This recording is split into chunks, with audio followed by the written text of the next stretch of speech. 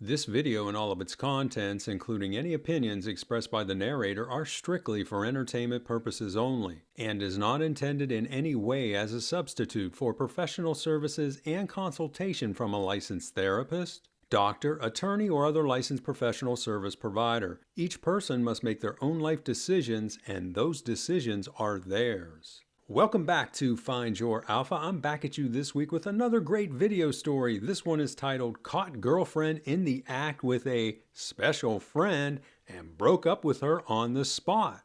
Well, you did the right thing there, but she says, wait, I can explain everything. And he says, nope, not having it. So let's get into this story and see what happened here. He starts off and he says, last week I walked in on my girlfriend right after she just finished blanking another guy. I broke up with her right there and we haven't spoken since. I'm proud of how I handled things, but still haven't decided what I'm going to do next. What you're going to do next, you broke up with her, you just move on. He says, here's the TLDR version of what went down. So he's going to give us the condensed version of what happened. Last Wednesday, we had plans to go out and then spend the night at my place. Since becoming exclusive, we've been spending every weekend together and at least 1 or 2 nights during the week. Wednesday afternoon, I had an appointment with a client across town. It was a new location for them, and I didn't realize I'd be driving past her place until I put the address in Google Maps. On the way over, I passed right by her apartment as it's visible from the main road. There were no cars around as everyone was likely at work. My appointment was at 2 and lasted until about 3:30. After leaving the appointment, I traveled back the same route I followed to get there. This time when I passed her place, her car was there, he says with a question mark. Like, what's going on here? This was a surprise as we talked after lunch and she didn't mention anything about going home early that day. I had another story I covered where a guy described something similar to this. He says, while stopped at the light, I called her number and it went straight to voicemail after 1 ring. We know what happened there is, she saw your number coming through and she hit the end button so it would go right in the voicemail. He says, so I decided to do a U-turn and head back to see what was up. I drove up and parked behind a Malibu that was parked 2 cars down from hers. It was a rental as it had a sticker on the back window and out-of-state plates. As I was getting ready to get out, I look up and I see a guy coming out of her apartment. He appeared to be around our age with a stocky build. He was in the process of buttoning his dress shirt and had his tie draped around his neck. I watched as he got into the rental car and drove off. I was stunned. From his appearance and mannerisms, I immediately knew what happened. My adrenaline kicked in and I ran up to her door and started knocking. I think she thought it was him as she opened it without checking first. She had a towel draped around her and was smiling, but when she saw me, the life drained from her face. She was obviously startled, then acted like she was excited to see me, pulling open the door to let me in. She started to come at me for a kiss, but I stopped her by asking who the guy was and why was she naked. She acted like she didn't know what I was talking about. I told her the guy who just walked out of here with his shirt unbuttoned, who is he? She went silent and gave me a look like I was crazy. I just shook my head and glanced back towards her bedroom where I could see the bed was unmade. Well, maybe she didn't make it in the morning, but I doubt that. After that, I walked over to the laundry area with her tailing close behind, asking what I was doing and what I was looking for. When I got near the washer, I reached for the laundry bin sitting on top of it. When I did, she jerked my hand back and jumped between me and the washer, attempting to block my view. It was too late though, as I had already saw what I was looking for. Worse yet, I could smell it, the unmistakable mixture of male and female body fluids. We always used beach towels to protect the bed when we did it, and there was one laying right on top of the basket. I told her I can't believe she cheated on me. Again, she said she didn't know what I was talking about, insisting she came home early to get ready for tonight. I told her I saw the guy and I saw the towel. I asked her to let me look at the towel and she refused, using her body to block me. I told her she smelled like so I didn't need to see it to know what went on. At this point, she went completely silent and wasn't responding, so I turned and walked out the door. She half-heartedly tried stopping me, but I think she wanted me to leave so she could cover her tracks and come up with an explanation. As I walked to my car, she stood with the door partially open, asking why I was leaving and still insisting she didn't know why I was upset.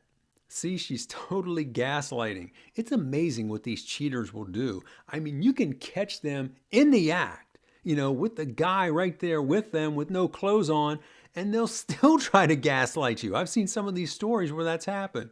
He says, as I got further away, she asked me to come back so we could talk. I didn't acknowledge her and drove away. On the drive back to my office, she started blowing up my phone with crazy excuses. I ignored her attempts until I left the office that evening. That's when I decided to answer one of her calls. When I did, she said she could explain what happened and asked what time I'd be home. I told her I didn't need an explanation as I already knew what happened. I told her we were done and I didn't want to see her ever again. She said she was coming over. I told her not to as I wouldn't be there and hung up on her. She kept trying to contact me that entire night and into the early AM hours of the following day. I purposely stayed away from my apartment until after midnight as I knew she'd show up there, which she did earlier in the evening. It's been a week now and I've managed to avoid her, but she's been nonstop messaging me asking to meet so she can explain herself and apologize. What's she going to explain? She hasn't come right out and admitted to cheating, but the fact she wants to apologize confirms that. Last week was really tough for me, but I'm feeling a lot better now. I know there will be more tough days ahead, but I think I'm already over her. That quick. Well, you know what though? If you catch somebody in the act like that, you'd be surprised how quickly you sober up. He says, right now I'm more disappointed and disgusted than anything. Even though I'll never get back with her, I'm really curious to hear what she has to say and to find out more about the guy. He's definitely not a looker and definitely not her type. That's what makes this whole thing so strange and it's driving me crazy. Should I meet with her or should I let this go? And that's the end of his original post. Now, if it was me giving him counsel, I would say, let it go. You caught her cheating, so what are you going to get by meeting with her? Just move on. And now we're at a point in this story where I want to remind you, if you like what you've heard so far, be sure to hit the like button right now. That will help out the channel tremendously and also help get this video seen across the planet. Now, I also want to remind you, if you're on X, be sure to follow me on X at Find Your Alpha. And if you're not on X, you should be. It's truly a free speech platform. Now, let's take a look at some of the comments he got back. The first one is from a guy. He says, if you need to get closure, I would do it over the phone and not in person. Meeting up with her will only cause unnecessary drama and she's only going to give you a bunch of half-truths. You're not going to get any closure and it will only frustrate you. Believe me, I've been there and done that. If you're hell-bent on meeting with her, I would have witnesses and record the conversation with her consent. You never know what she might try to pull. The next response is from a woman. She says, if she wants closure, tell her to send you a letter. Since you didn't live together, and I'm assuming have no accounts or businesses together, then there's really nothing remaining between the two of you. Being someone who was cheated on once, I can understand your curiosity about the AP, but what does it matter? Finding out more about him is only going to send you down another rabbit hole and waste your time. It's best to just walk away. The next response is also from a woman, but she has a little different take on things. She says, I know most of the people on here are telling you to just move on and forget about your former girlfriend, but I think you're a person who needs to know the who's, what's, and why's about things. In your case, you know the what, she cheated, but you don't know the who and the why. I'm an independent journalist, so this is part of who I am. I completely understand where you're coming from and would want those answers myself if I was in your situation.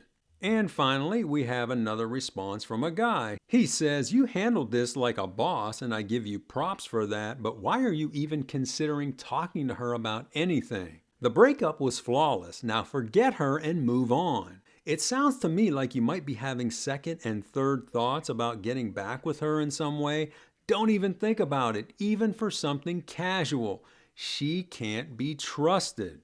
So overall, I think you got some good feedback there, except that third respondent was a little questionable. So now let's find out what happened in this situation, because he comes back with a couple of updates. The first one was 3 days later. He says, "Thanks to everyone who has responded thus far. I wanted to clarify a few things and let you know what I've decided. First up, I am 26, almost 27, and she recently turned 25. We dated casually for a couple months before making things official and were exclusive," he says, "I think, for 11 months before the breakup." He says she's met my family a few times and they like her, and I think her parents feel the same about me, but since we were only together a short time, no deep bonds were formed there yet.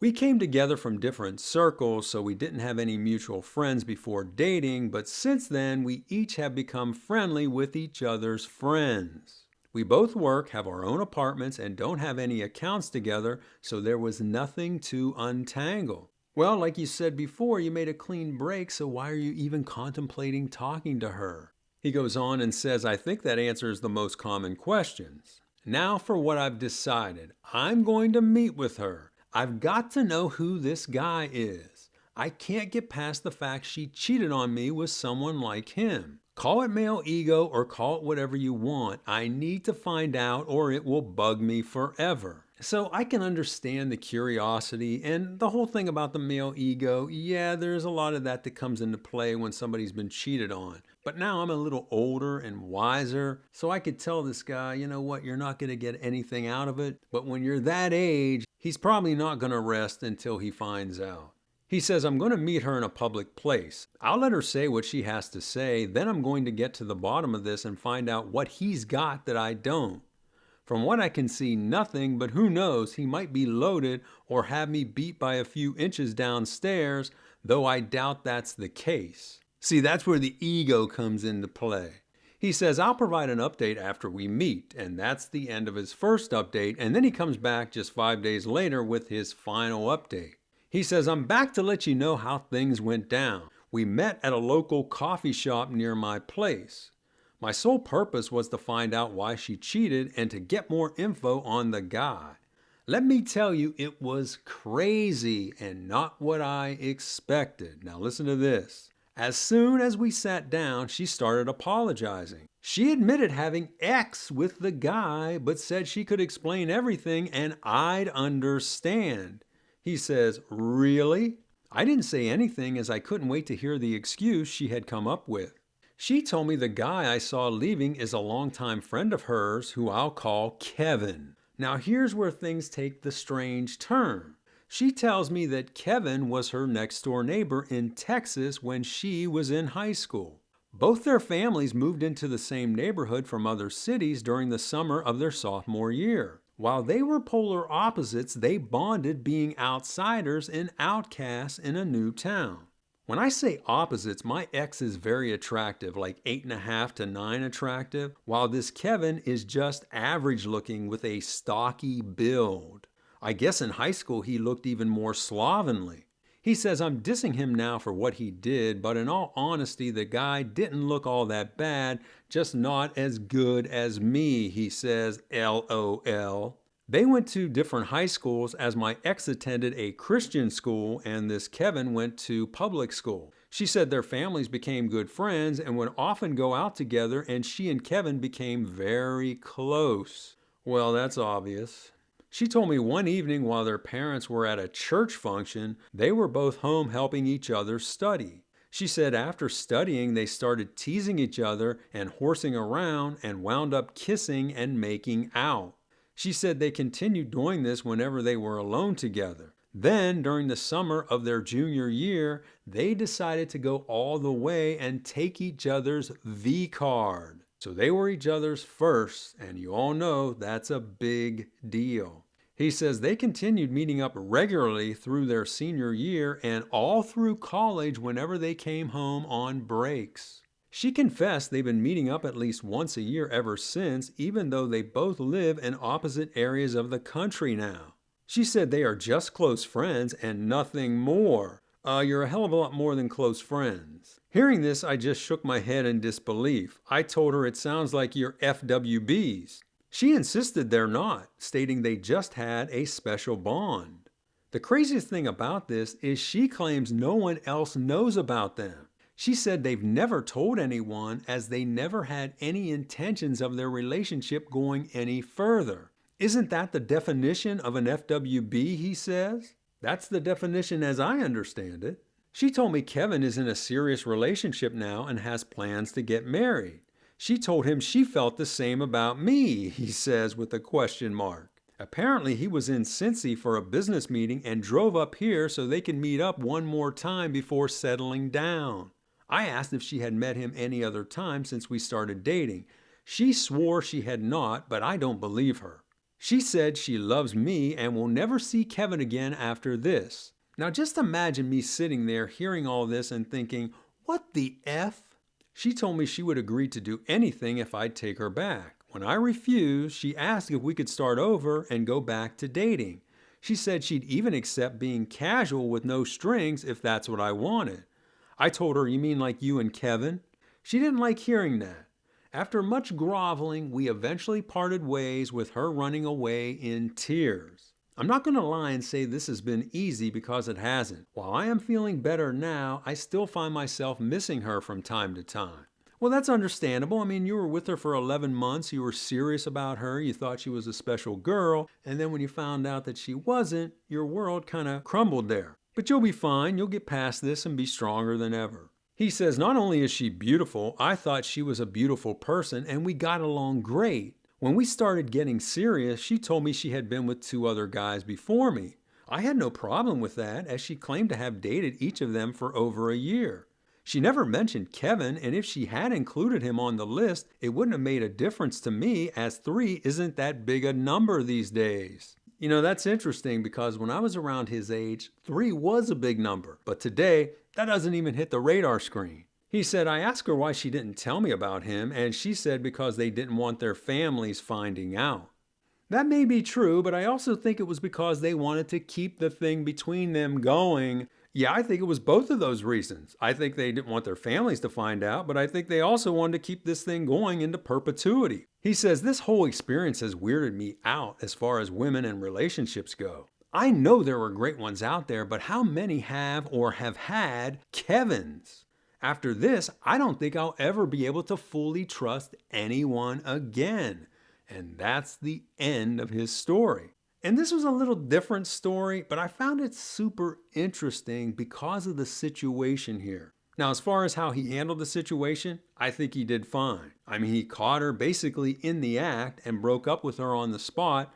And, you know, the fact that he wanted to meet with her to get the full story, I really don't have any problem with that. Like I said, being his age, I probably would have wanted to do the same thing. Now I would say, hey, it's not worth it. But all in all, I think he handled the situation great. Now I want to take a look at what I think are the morals of the story. And I just have a few of them here, and they're going to make you think. The first one, you got to beware of those first loves. That first love with a woman will always have a special place deep in her heart, no matter what's happened since that time. The guy could have been a bum and turned out to be a loser in life, but guess what? In her heart, he's always going to have a special place. Next, you'll never get the full story from a cheater, so don't even try. And that's why I say it's not even worth having a discussion with the cheater, because you're not going to get the truth and it's not going to give you any level of satisfaction. It's only going to make you go off on more wild goose chases, so don't even bother with it. Next, closure is overrated. I know in a lot of these situations, you know, the curiosity is there and you got to be able to say your piece to that person so that you can make them feel bad or, you know, to find out what they have to say. And as I've said on other videos, you're never going to fully get closure from them. What you have to do is get closure from yourself to go on with life and to forget about it. And then finally, this is something I want you all to think about. And this guy said this right at the end. How many women have Kevins in their lives or have had Kevins in their lives? Hopefully it's not a big number, but I'll tell you what, from the stories I've read and the stories I've covered, I think it may be more common than we think. I hope not, but I think that might be the case. So those are my thoughts, and now I'd like to hear from you. What did you think of this story, and how do you think this guy handled the situation? Have you ever encountered a situation like this where a girlfriend or a fiance, or hopefully not a wife, has had a Kevin in their lives that you later found out about? Tell us about it in the comments. Also, be sure to like this video, share it with your friends, subscribe to this channel, and also remember to follow me on X, and I will talk to you on the next one.